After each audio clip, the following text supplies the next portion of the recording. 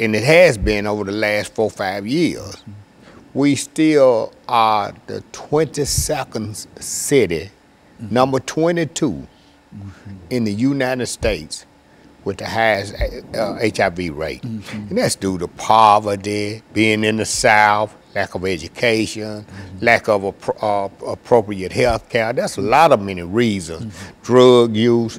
And drug use is a good segue for what I need to say now. Right now, although needle exchange is not legal in Nashville, we know that needle exchange reduce HIV rates in the injection drug use population. So StreetWorks, you know, we just had to be proactive on that front. So we do provide sterile syringes for people who are actively using. While we don't condone drug use, we do know that they're going to use drugs whether they have clean needles or not. So in order to reduce HIV infection rates, we provide sterile syringes for people who are actively using, but we also offer them information and try to help them move to get into drug treatment. And we do that. Also the same thing with hepatitis C. We have probably 50 or 60% hepatitis C positivity rate in our testing. Now, what do you mean when you say HIV and this? You've got another disease that you hepatitis C. Hepatitis C. Now, what is that all about? Hepatitis C is a disease that affects the liver. So people would have, like me, I had hepatitis C. The good thing about me, and I've just been blessed by the Lord, I was able to stick around, or the Lord kept me living long enough to see a medication that come through that people could tolerate. When I first came on the show, I had hepatitis C, but the only drug they had was interferon, and it was horrible. People would rather die than to take that drug, and a lot of them did. But now they have a new drug on the market that clears hepatitis C in 12 weeks. You take the pill for 12 weeks.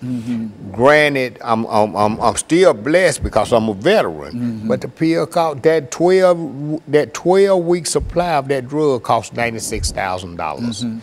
But because I'm a veteran, I was able to get it. And a lot of people is able to get it too. One way or the other. But there's still several people that drug is out of range for them. But thank God that now I'm cured of hepatitis C. A lot of my friends died with hepatitis C because they had cirrhosis of the liver.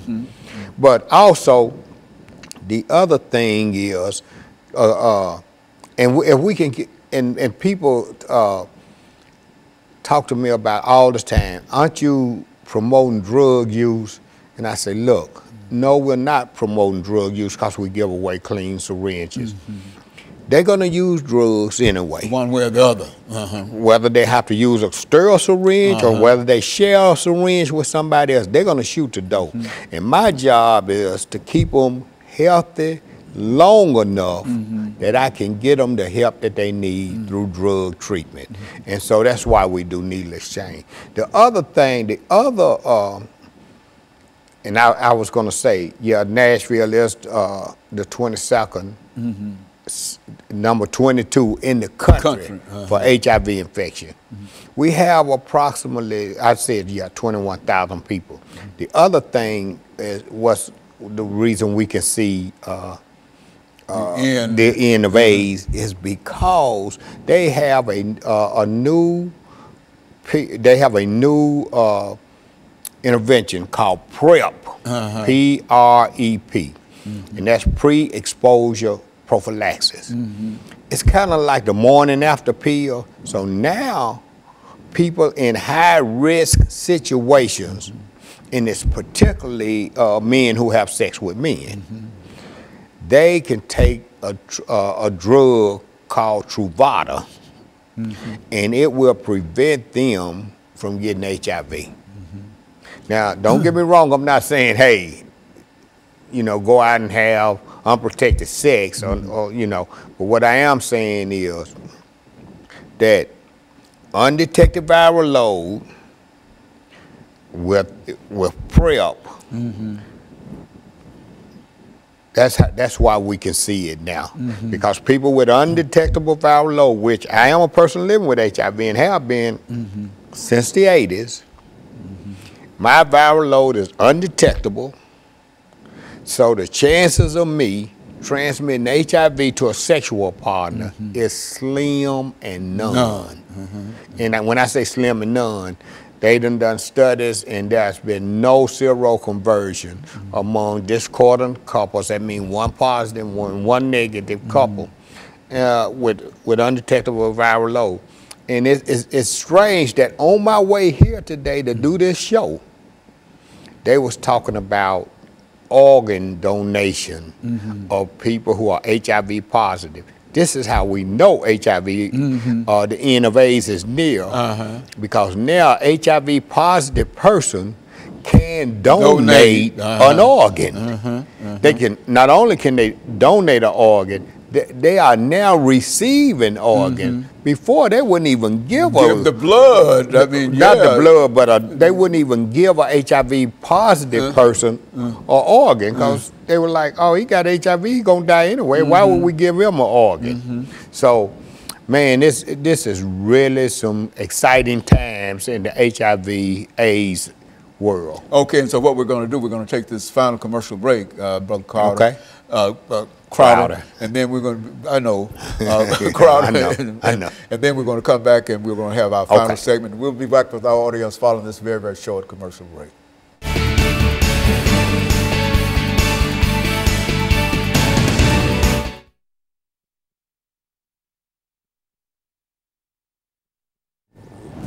All of the conversations that we had with it, you used to be moaning and groaning in reference to it, and telling people this and whatever, and et cetera. And then you come in and announce today that we're moving toward within the next few years. And, you know, I thought it was an eternal kind of thing. Yeah. It was. It was then. It was. At that time, sure was. The only hope was to try to live as long as we could. That's right. But now, Well, okay.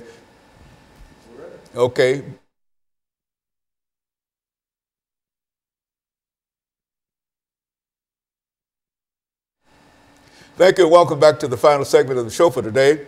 We're talking to Mr. Ron Crowder, and he's given us some information in reference to the status of HIV and AIDS in Nashville. And I think I must say up front, Mr. Crowder, that the information that you have reported today is very, very positive and well hoped for information, because I can remember when you came to me and dealing with the same kind of situation, and it was moaning and groaning, not only in reference to what happened in Nashville, but all over the world in a real sense. And now you're telling us that there's a possibility that we might see the end of AIDS within the next half decade or so. Yes. Go on, talk about it.